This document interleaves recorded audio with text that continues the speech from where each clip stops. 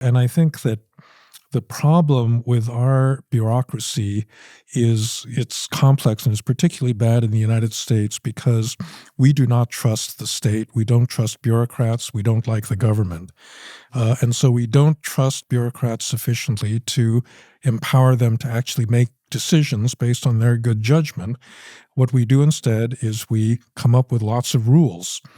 And an example of that is something called the Federal Acquisition Regulation. Okay. So a federal agency cannot buy a desk or a computer without referring to a rule book that is several hundred pages long about how it is you put out a bid for proposals, how you adjudicate disputes, how you make decisions, and so forth.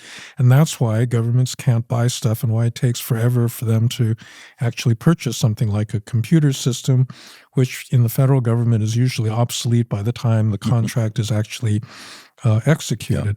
And therefore, if you really want to have a department of government efficiency, the first thing you got to do is not fire bureaucrats. You actually have to free them from all of these mountains of regulations, because most bureaucrats are more interested in complying with these detailed rules than they are in actually getting to solutions to the problems that their constituents, are facing. And that's the way that, you really need to make bureaucracies more efficient.